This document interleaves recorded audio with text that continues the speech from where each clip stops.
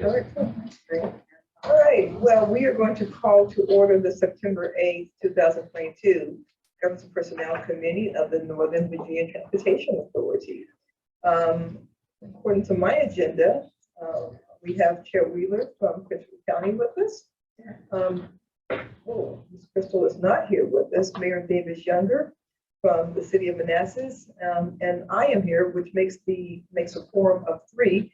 We also have with us Mary Rochelle from the City of Manassas and Councilmember Snyder, who I keep wanting to make a mayor from Falls Church with us. We are Board Member Crystal, I know is coming because I saw her earlier today, and I have not talked to Mr. McCabe. So authority members, I think I'm going to just do the 2 and 3 together because they are approval of the minute summary, approval of the minutes from January 13th, 2022 and March 10th, 2022 was that was the last time we actually had our GPC meeting, because that was after that the General Assembly adjourned and there was just not much left to talk about after that. So is there a well, I'm assuming we looked over the minutes. Is there a motion to approve those 2 meeting summaries? Motion been made by Mayor Davis Younger, seconded by Ms. Wheeler. Any discussion on the motions? Seeing none, all in favor say aye. Aye. Aye. Aye. If in favor, opposed, that motion will pass 302 with Board Member Crystal and Chairman McKay absent for the vote. We're going to do a discussion on the upcoming legislative program for the upcoming year. It's the draft 2023 program that we have that we've already begun. And so I will turn it over to Ms. Baynard and Ms. Beckman. Thank you, Chair Randall, members of the committee. But I'll just give you a brief update of what's going on. We haven't started actually drafting language for our 2023 digital program. I believe we're going to start talking about that. Yeah, because 2022 is not over yet. But I do want to bring you an update on a couple of things so we have an idea of what dates are going on. Just a reminder, the 2023 General Assembly session starts January 11th. Members have already started pre-filing bills. That time started on July 18th. There's really not much that's there yet. We've got 5 bills that have been pre-filed, none of them on transportation. Also, we had many bills that were carried over from the 2022 session. General Assembly committees must take action on those bills by November 21st. From a transportation perspective, there are not any bills that would impact the authority. There is one bill, a bridge bill that was put in that would probably not get acted on if they're going to still think about it. Currently, the state's bridge program, they prioritize based on a certain the criteria of your bridges. The bill is going to provide a little more flexibility on that. I think we're just going to have to think about it. It's a lot of new federal money that's coming in for bridges. And so I think internally they're still figuring out what to do with the bridge program, but they're trying to accelerate and keep the number of bridges that are not performing very well as possible, and trying to accelerate improvements or replacement as they are needed. Some other key dates. Oh, another key factoid that happened this week. General Assembly came in for their special session. Senate rules met, and they have set limits for members' bills for next year. So in the Senate, they will have a total cap on 26. They can introduce no more than 26 bills for the 2023 session. Why? What's the reason, Mr. Rushdie? Frankly, to be perfectly honest, it's a 45-day session. Okay. They just need to have actually time and too much. They've also actually limited the number of bill drafting requests that can be made to 35. There have been times when literally a single legislator has requested over 50 bills be drafted. Staff is worn out, to be perfectly honest about it. They're so good, and you all have known that their sessions have been like 3 years, so they're just trying to manage the program. And so How about the House side? don't know yet. Hopefully they will also sell limits. Usually their limits are a little lower than the Senate because there's more left of. Yeah. So that's what we know so far. In terms of what we may or may not see on transportation, I will have to say it could be anything. We're not hearing anything specific from the administration, and they're really focused on maximizing IIJA money. Then there's some clients of the IRA. There's electrification. Their first electrification infrastructure plan was submitted August 1st. We're waiting for the federal government, which has until September 30th, to sign off. And then they're really actually going to look forward to something for, I think, particularly your jurisdictions to think about is the phase 2 of this plan. The feds required every state to submit a plan that really focused on the interstates. Every 5 miles, every 50 miles, no more than a mile or so off the center line, something like that. What Virginia wants to do in the next phase of this is really focus on where traffic actually takes place. The Route 50s and 28s and 17s and 15s of the world. What really needs to work in the rural area where you may not have as many activity nodes. So they're going to open, they're going to issue an RFI in the fall, looking for just comments from everybody about sort of what would the next plan look like. There's going to be a lot of discussion. I know you all are discussing this locally.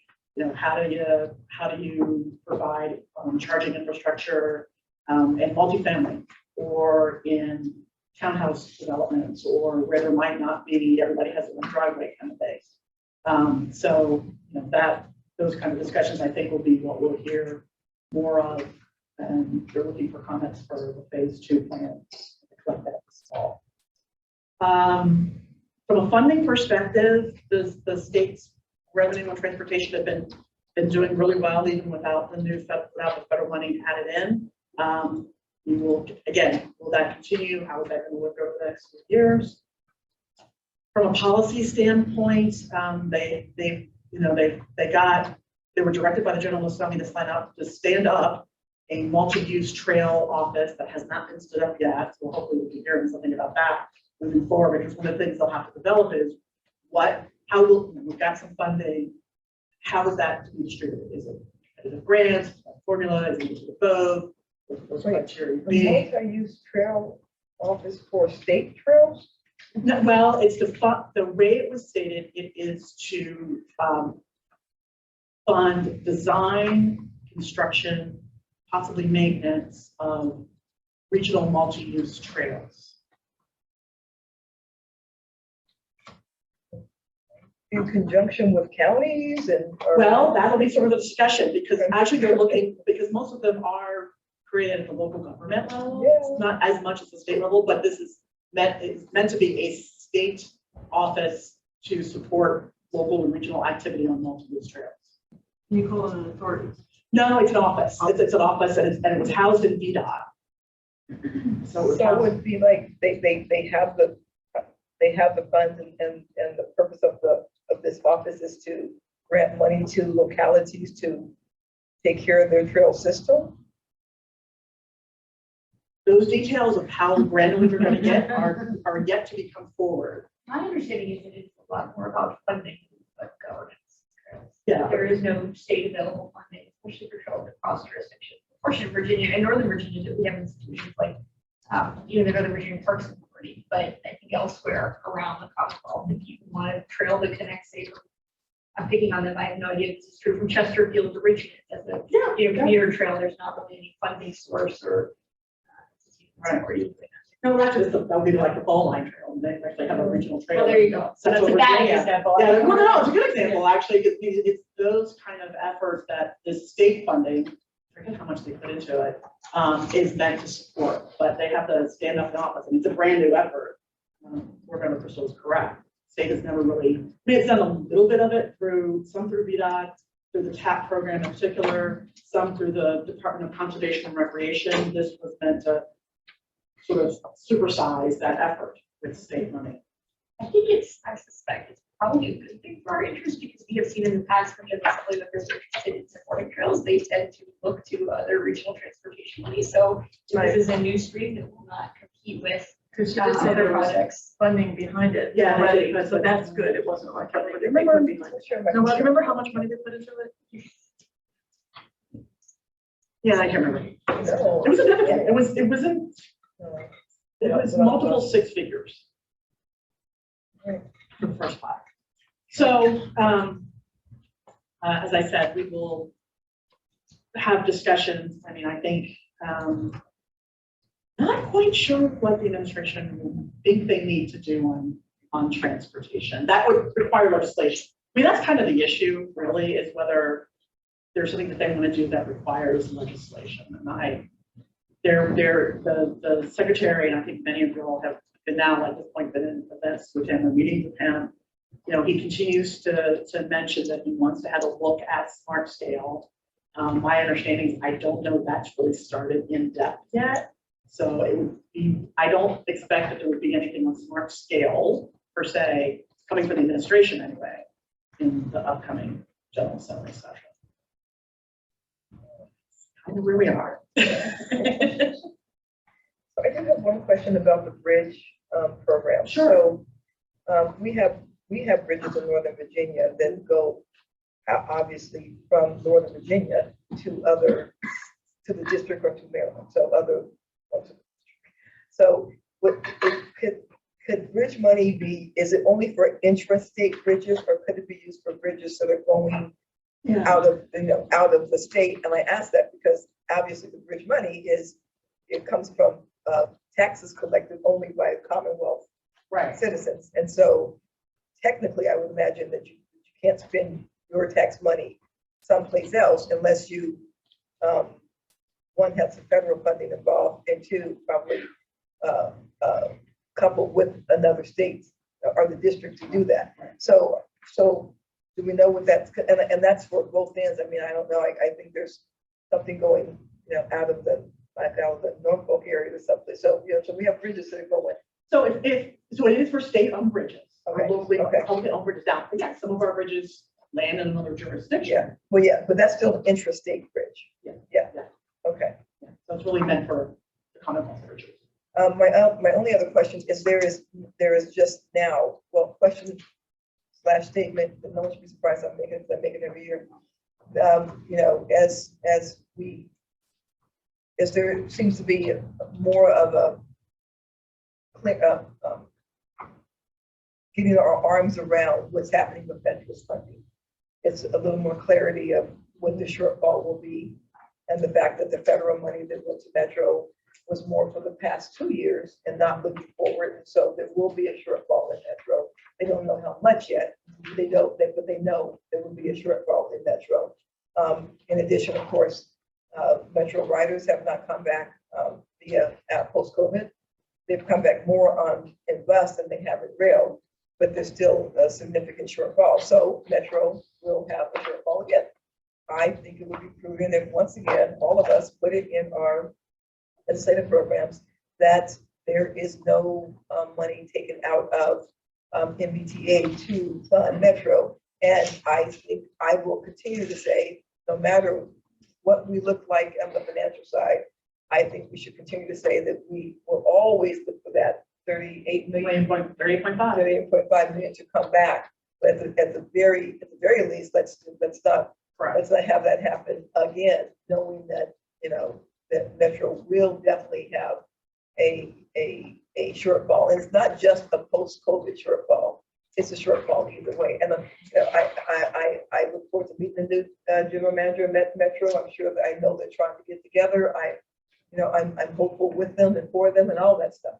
But at the moment, they're going to have a shortfall. And we just cannot have that happen to us again. So I would put that in all of our programs. That makes sense.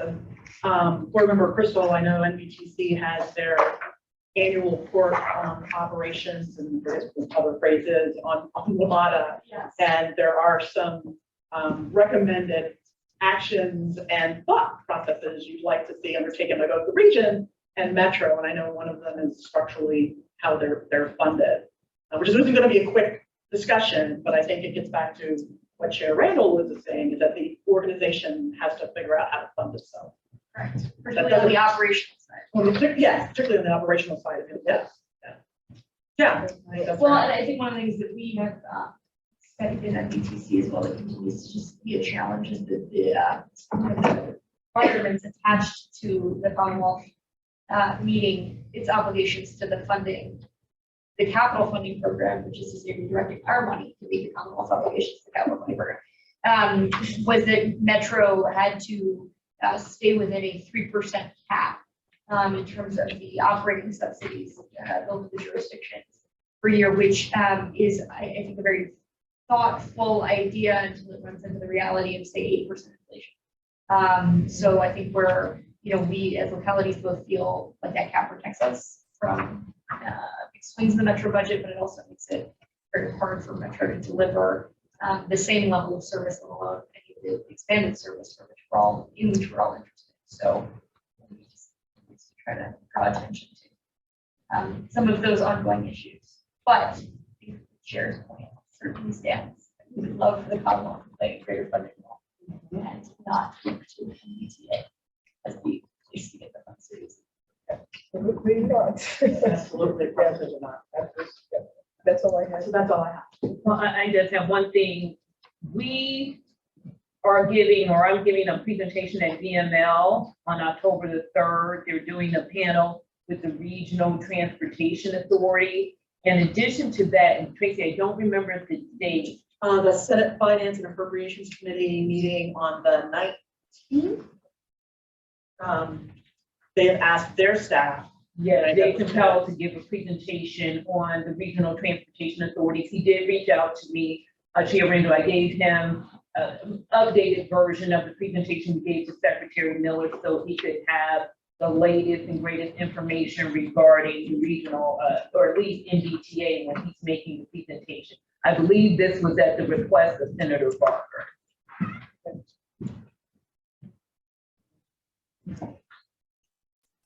Mayor, anything else? Anybody else? No. Anything else? All right. I'm hearing no other business then. I will call this meeting adjourned. This is done with. Huh? No, we have a session today? No.